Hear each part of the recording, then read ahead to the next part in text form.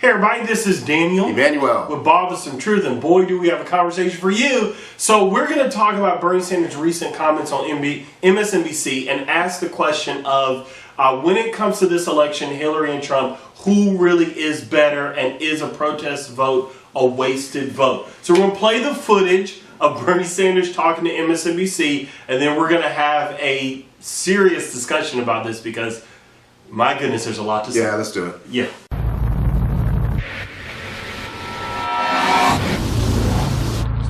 In our latest New York Times poll, a surprisingly high number of young voters, like a third, are voting for third-party candidates, and I think a lot of that has to do with the fact that they don't remember Ralph Nader, right? They don't remember the effect that can have on a general election with the two-party candidates. So, what is your pitch to them? Good. I mean, that's a very good question, and I think the answer is: look.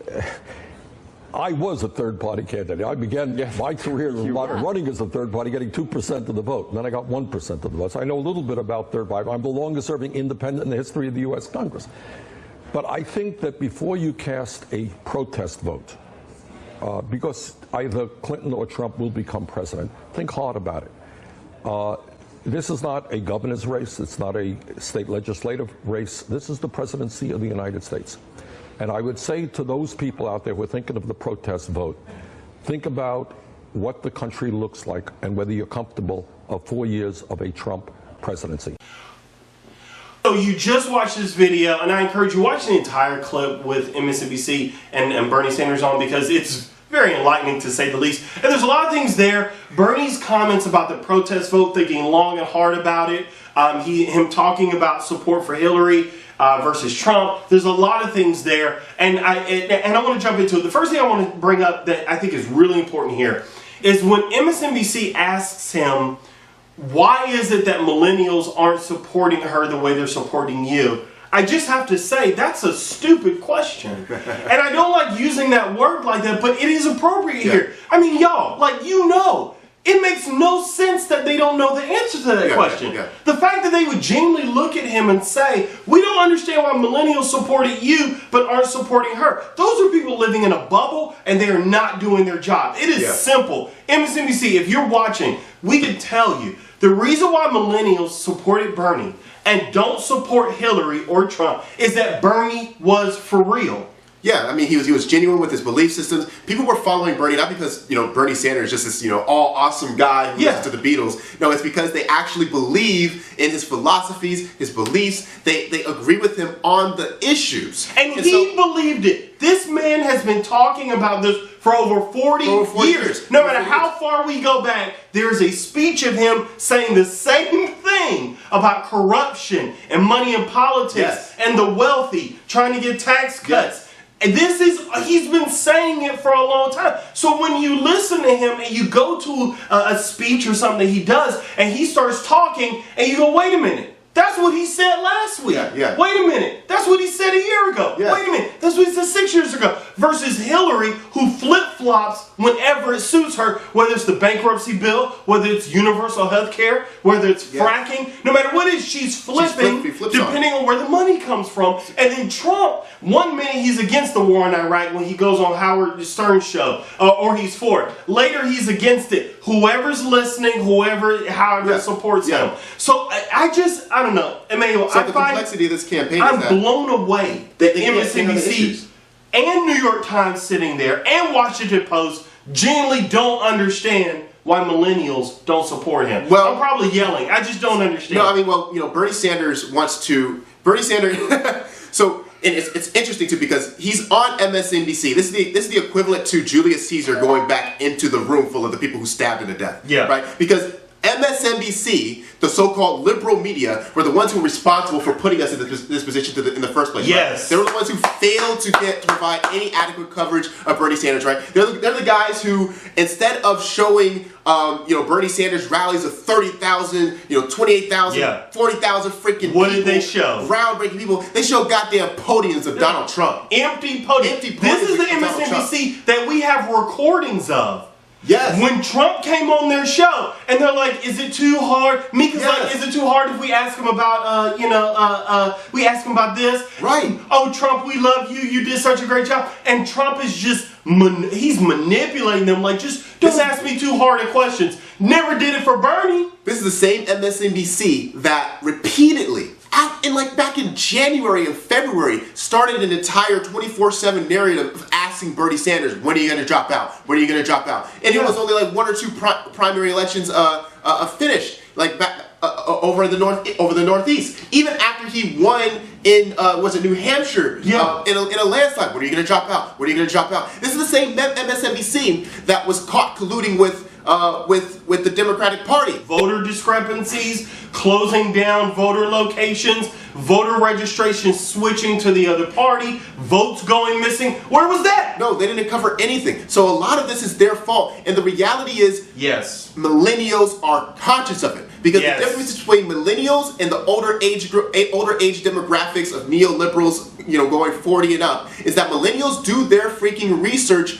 on the internet, and we watched you guys rig the elections from the very beginning, and we know what you're doing. So you're not genuine in reaching out to millennials. And millennials know that. So when Hillary comes to the table negotiating and requesting, for all of the support, in spite of rigging the elections, in spite of purging the votes, in spite of shutting down polling locations, like it's not only is it an insult to our intelligence. Right? It's an affront to the very nature of democracy. I am appalled that Bernie Sanders had the audacity. It burns me up, ironic. It burns me up for Bernie Sanders to trivialize the youth voting for third-party candidates as simple protest votes, as if it's done on impulse or whim without any kind of long-term thinking involved. And I can debate you to no end that there's some merit to voting third party, if at the very least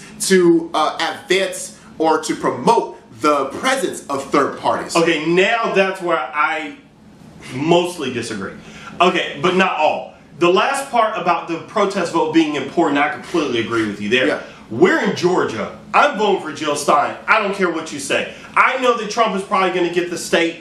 I don't care. I'm still voting her. I'm voting for Jill Stein. It's not going to be, or Gary Trump. Johnson. Yeah, or Gary Johnson. Like, I think it's fair to look at those. I made my choice pretty much for Jill Stein. I may change my mind if I get new information. But the point is, I'm not going to say, Trump's going to win the state, so might as well not vote, or I'm going to vote for Trump. That's not my decision. Yeah. So when he talked about thinking long and hard about the protest vote, I didn't take it personally, to be honest, because I don't see anything wrong with the protest vote so long as you have reason for how you're voting. Yeah. Even if you choose not to vote, that's your decision. I just hope you have a good reason for it. Now, when he said think long and hard about it, I didn't feel like he was minimizing it. I think that he was simply saying, if you're going to do this, think long and hard about it and make sure you're focused on the policies. Because I do agree with him that this has devolved into personality politics. I do agree with him that we are talking about Trump's personality and this, for example, Jimmy Fallon video of him petting Donald Trump's hair. I don't care. Yeah. Let's talk policies. Yeah. And the same thing with Hillary. People don't like Hillary. They hate her. They think she's Satan. Fine. You can think all that. Yeah. But I agree with Bernie. Bring it back to the policies.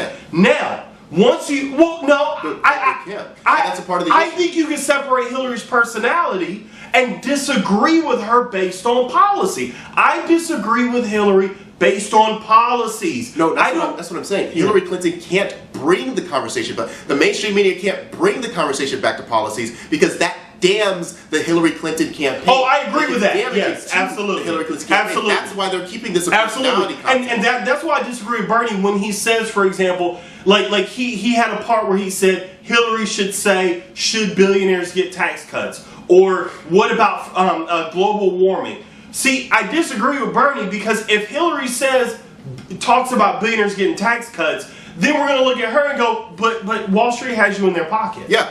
And if she brings up climate change, we're going to say, but why are you taking so much money from fossil fuels? Right. Why were you going around the world supporting fracking until you got pressed on it and then you changed your mind? that's where I disagree with Bernie. I don't think, I totally agree with you. I don't think Hillary can actually do the policies game, because when she does, we're going to bring up her flip-flopping. Yes. We're going to bring up that she changed on the bankruptcy bill. Yes. We're going to bring that she changed on universal health care. We're going to bring up these things that she's changed on, and we're going to go, but you can't. The only person who can go on policies is Bernie Sanders, Jill Stein, and Gary Johnson. Yes. And we may disagree with their policies, but they have policies. Yes, because Hillary has flawed policies, candidates. but like Bernie will say, you know, this is what she's going to do with the platform. And I'm like, Bernie, I hear you. Yeah. Which we're going to talk about in the next video. We're going to talk about Bernie's thought process, because I think that's something that is not getting picked up by other videos. But Bernie, I hear that you think we should trust Hillary, but Bernie, I don't trust Hillary. No, Bernie thinks that because the Democratic Party allowed Yes. for them to pass, quote unquote, the most progressive platform in the Democratic Party history, I which is disagree with the that. equivalent to going to a filthy ass gas station and someone sprays some freaking spritz and says, "Oh, this is the cleanest the gas station has ever been." No, it still looks like shit. It's still not acceptable. It's still unacceptable. You know, so Bernie Sanders optimistically believes he could change the Democratic Party from within, but the problem is that the entire system is corrupt from without. I don't know. It also felt like, maybe I'll bring this up, it felt like they were kind of like treating him like a little bitch. No, that's exactly what they were doing. They were dragging him out there because they knew that the only way they can resolve this issue is for Bernie Sanders. They need Bernie Sanders to resuscitate his voters. But the reality is, we told them this.